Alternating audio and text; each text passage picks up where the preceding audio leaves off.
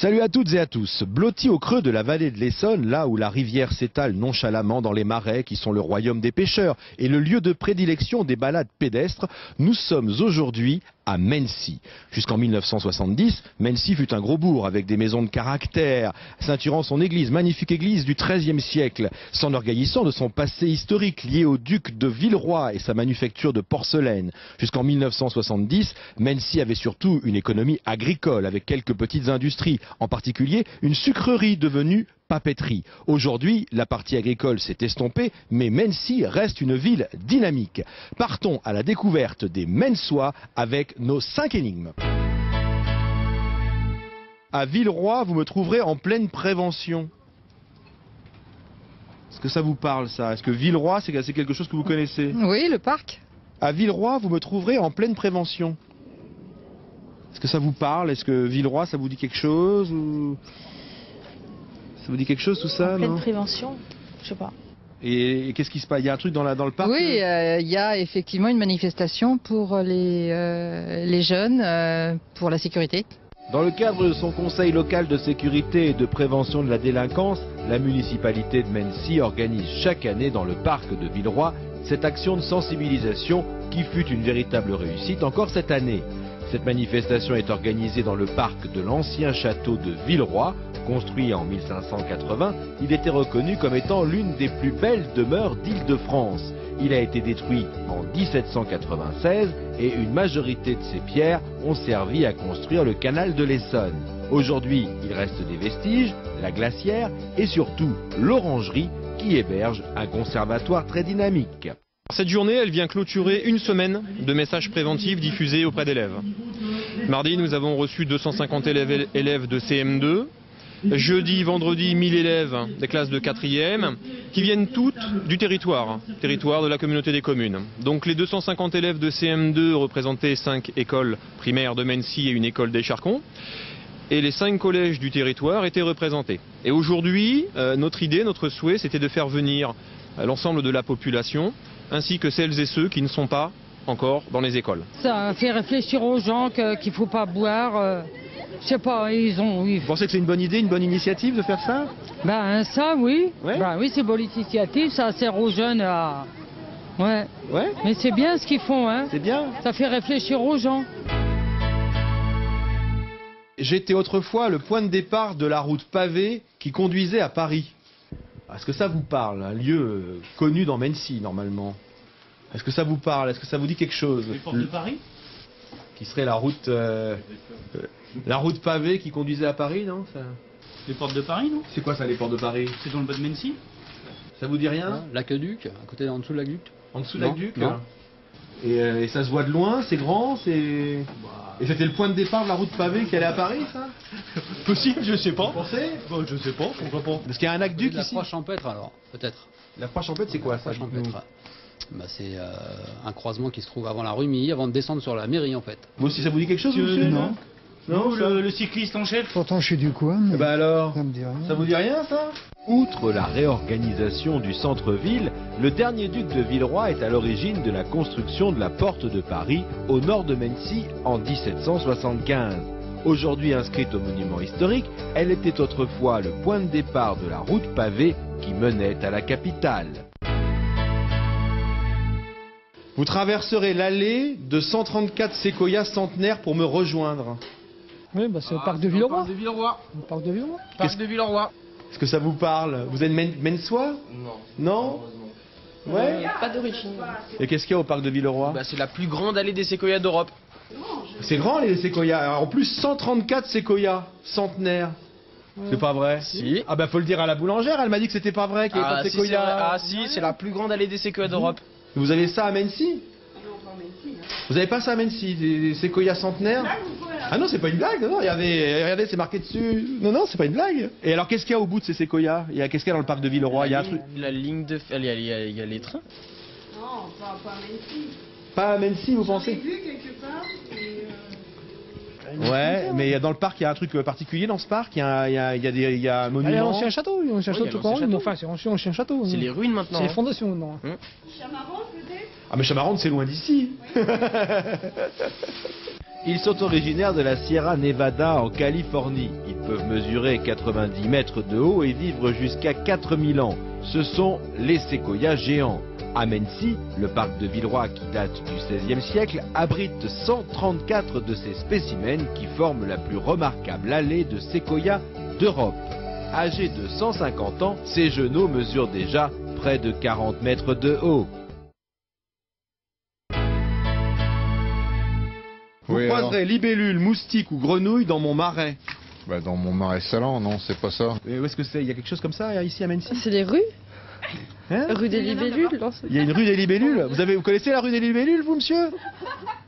Non, c'est. Vous avez un marais salant ici à Mency? Bah oui, quand j'avais un paquet de sel comme ça et puis je l'ai fait tomber, donc ça. Ah oui, donc alors sinon, blague à part, vous avez... Bah, Mais alors c'est où? Où est-ce que vous allez m'envoyer les filles? Des libellules, des moustiques et des grenouilles dans mon marais. Vous avez ça ici à Mency? Mency, bah, c'est au bord sur l'Essonne, sans doute. Juste après la gare, vous continuez en bas de la gare. Oui.